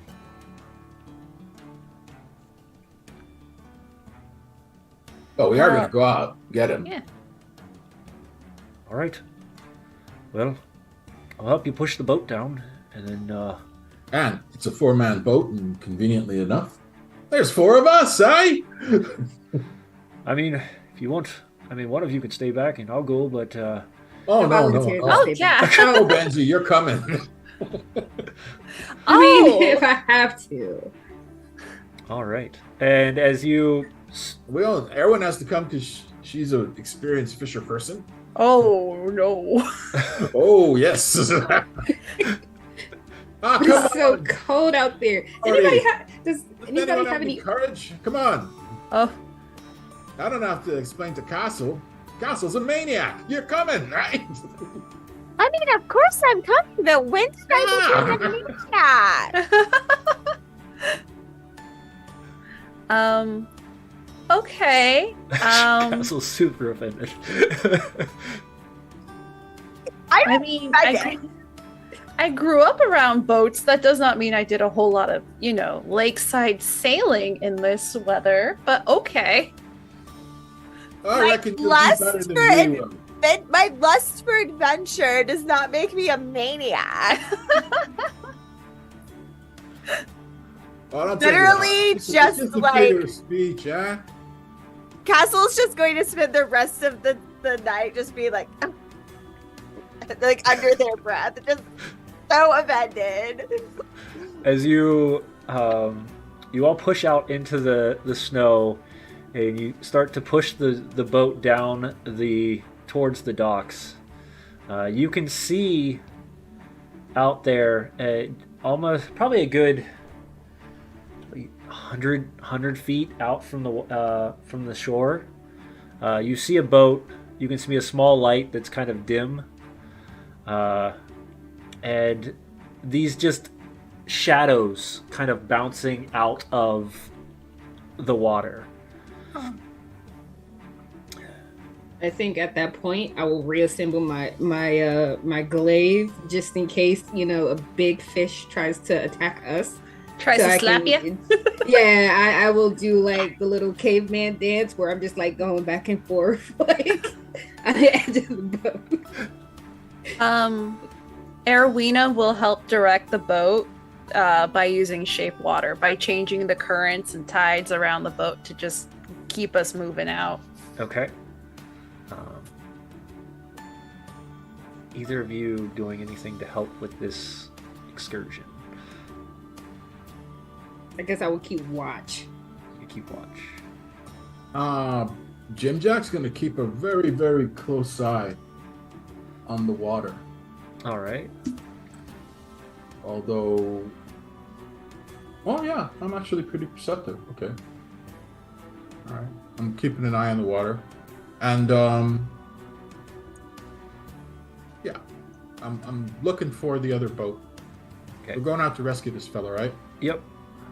All right. Aerwyna, you said tomorrow you were going to want to talk to the fish, right? I could try tomorrow.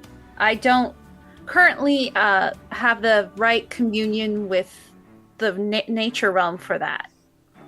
Okay, yeah, because I think I'm going to... Well, I can do it now, but I can also do it tomorrow. I can basically do it once per day. And so I could do it now before we go to bed and then again tomorrow if we need to. But I can divine sense and detect good and evil. Okay. So what does that look like for Kastle? So for Kastle, she kind of just like centers herself, and it doesn't look like she's praying. It more so looks like she's like, it looks like the snow is like just starting to like radiate like off of her, but then just like a little bit is like pulling into her at the same time. It's like that weird like ebb and flow of like detecting and sensing. Okay. And her little eye scar just like glows a little bit. Okay. And are you sitting in like the center of the boat? Are you on one of the edges? I would probably, if Aerwyna is like guiding the boat, you would probably be in the back, right? Or the front. I think towards the back. Okay, then I think Kastle's probably sitting like right up at the front. Okay. So right next to Ginjack, I'm guessing. Right. Because Ginjack said he was kind of perceiving out into the water, trying to find. So as you kind of sit down for a moment in the boat and close your eyes, and that glow starts to kind of crease across the one eyelid, you get the sense that there's no feelings of celestial or undead or any type of good and evil at this point. Okay.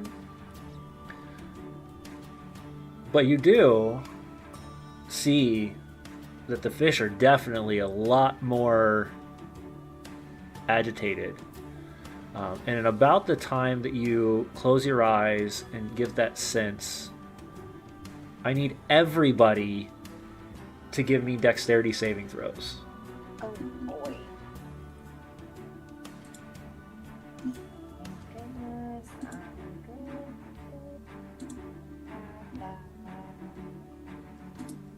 Oh God, we've already lost Aerwyna. Nat 20, baby!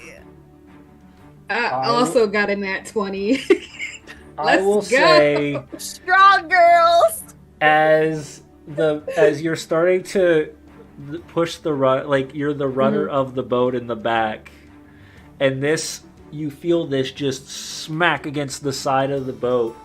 The three of you grab the sides of the boat and just stable. And as you look behind, Aerwyna's feet are in the air as she's falling out of the boat. And Can I grab her? give me an athletics check. Oh, let's go. Can I assist her? Can I get advantage? Explain how you're going to assist her. I jump over Ginjack. I don't even jump. I think I just push him out of the way because this Aerwyna is my heat source, so I'm not gonna let her fall in the She's water. like, no! So, no. And then I kind of help grab one leg, and as a Kastle grabs the other. Okay. So yeah, get a get an athletics with advantage. It's an 18. So- Nice. I will say you catch her, but not before her face and her hat and most of her shoulders just hit the water, and then you pull her back in. Come on, honey. And this is where Aerwyna is like cut in monologue of, so I bet you're wondering how it got here. Like, kind of like Dixon. And you can see this. The sad part about how cold it is out here, as you're pulling her in, you can see immediately her hair has just started to freeze from the wind alone. I'm like trying to like knock as much of the like water and ice off of her hair as I And they can. just trickle and hit the boat and fall into the water. Shape water to melt the ice. To melt the rest off as you Yeah. finally get to, and you're pulled into the boat, and you almost. I'll sit in the middle for a second, like away from any edges. And I'm just imagining this almost like the princess brushing her hair. Like you're just doing this, and the water's just slowly stopping from being icicles. It's just like pouring onto the bottom of the boat. Onto the bottom of the boat. As you do that, Ginjack, you're in the front and you're watching this as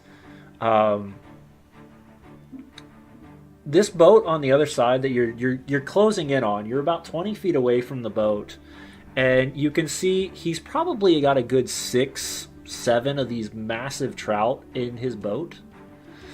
And as he looks over, he says, "Oh, you come to help?" Yeah. You hear this actually- splash, and as you do, the trout flies out of the water, cracks him against the side of the face, and you watch as both the trout and him topple out of the boat. The boat starts to rock. What do you guys do? I'll fire. What? I just Well, you don't see that every day, I reckon. it was a big fish.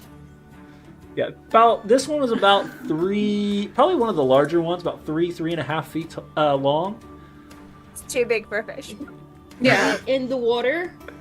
What's So that? Did he fall in the water? Yes, both. It's like the fish.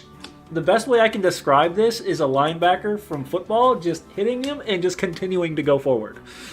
I give Kastle my glaive and I dive immediately into the water Okay, to try to.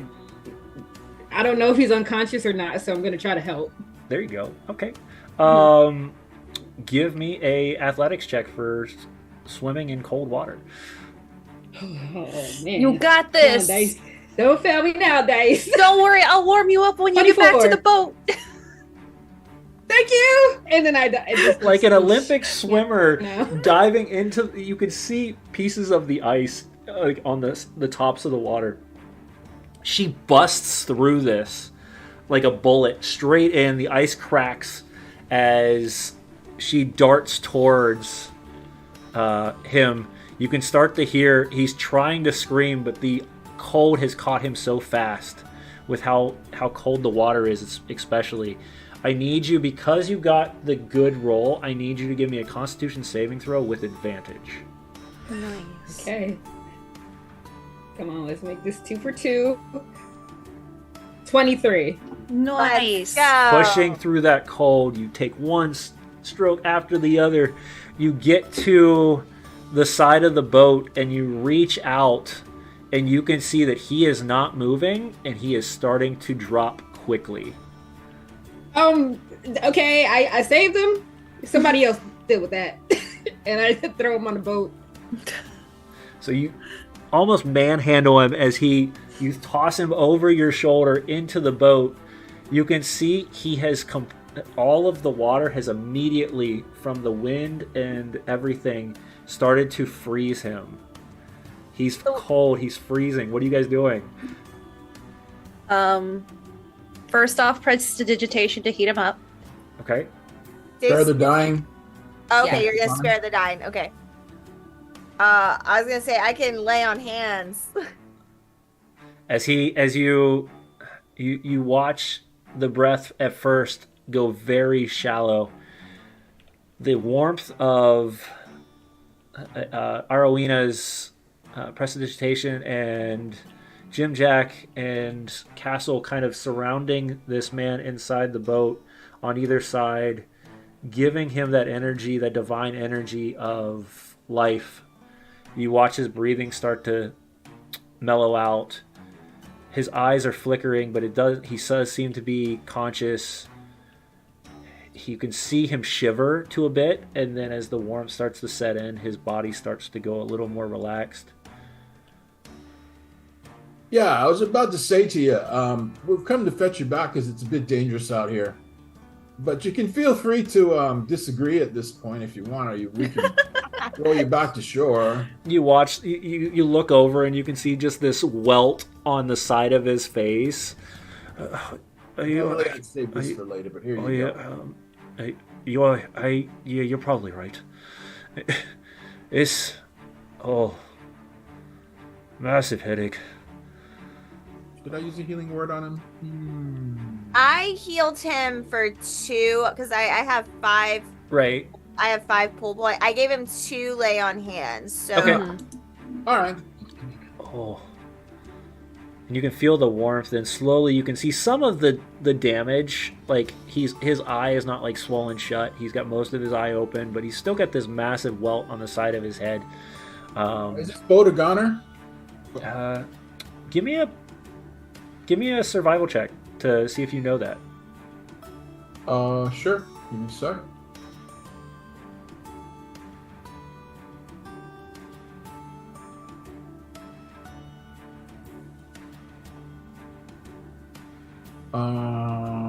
Yeah. I gotta get that out of my system too. I have no idea what. It's hard to tell. You can't seem to figure out exactly if it's. I'm not poor.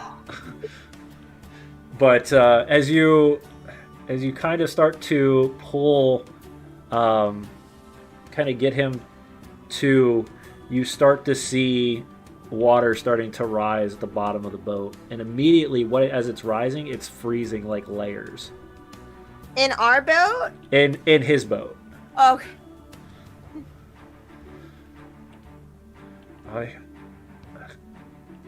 I think it's. We need to grab the fish. Oh. And go. Okay. How far away is his boat from our boat? Well, at this point, you guys are right next to each other, because I'm sure Ginjack and Kastle are not going to dive into the water and then get there. All right. Sorry. Okay, I was gonna carefully reach over and his boat's sinking, so just grab the fish. Okay.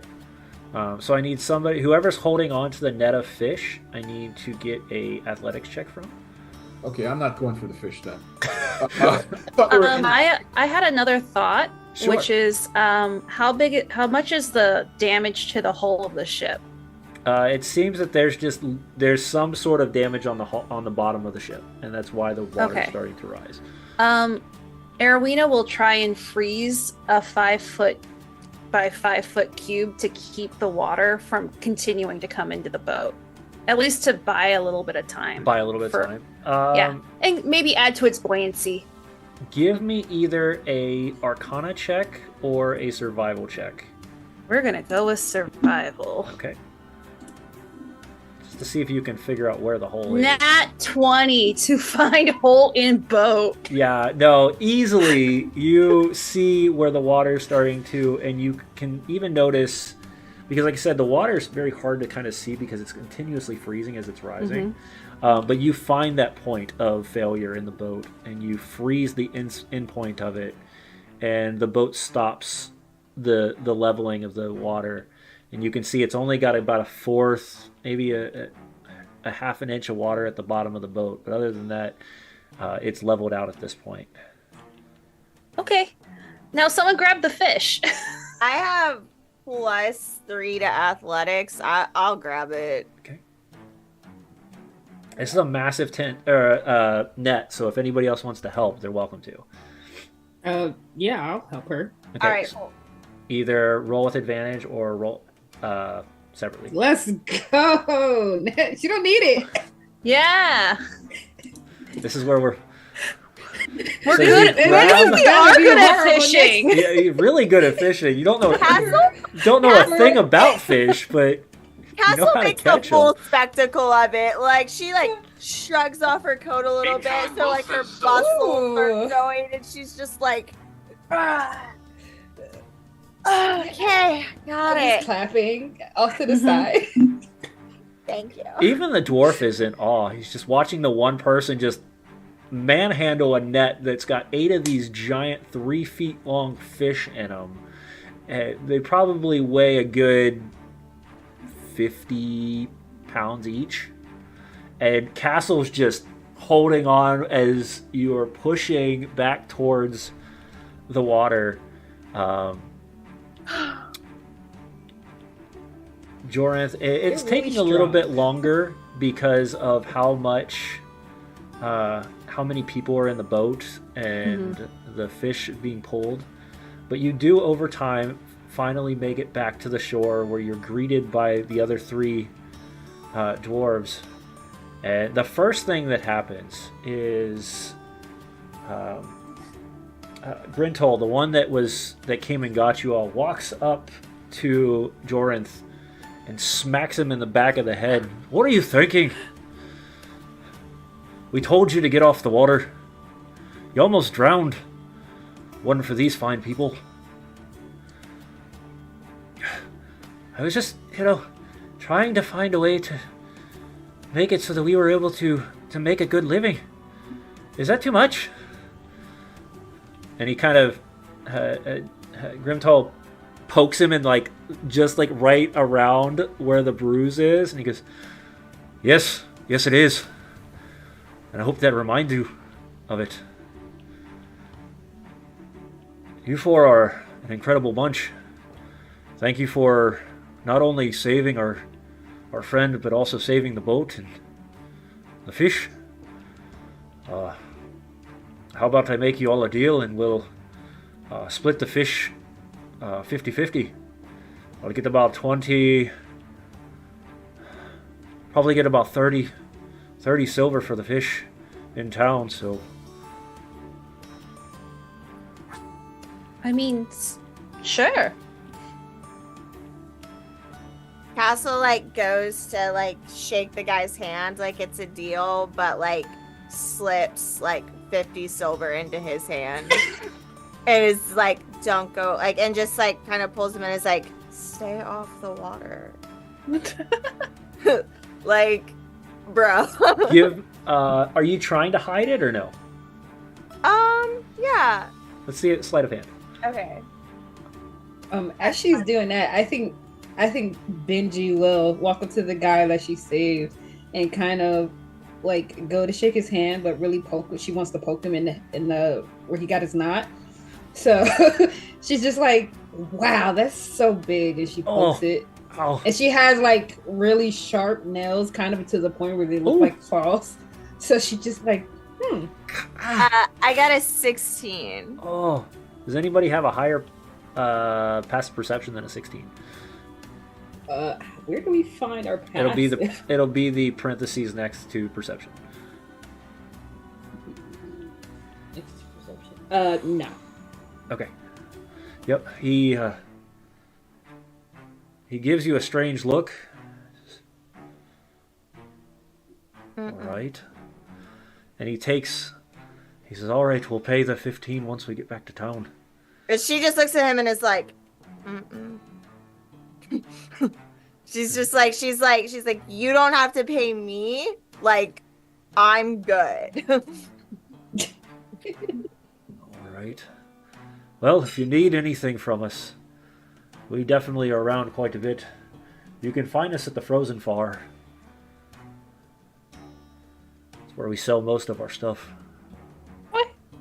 Thank you. Oh, thank you all.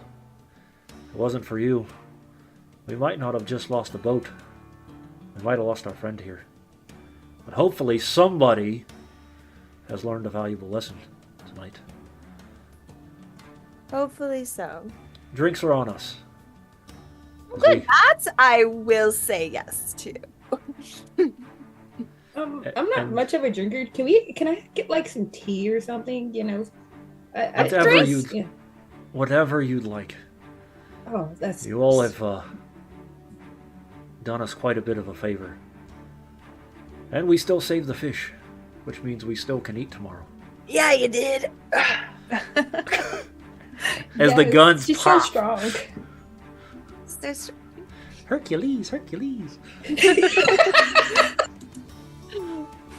And as you all trudge, using one of the boats because of how much was taken, almost as like a sled, you push the boat back to Caer Konig, where they veer off.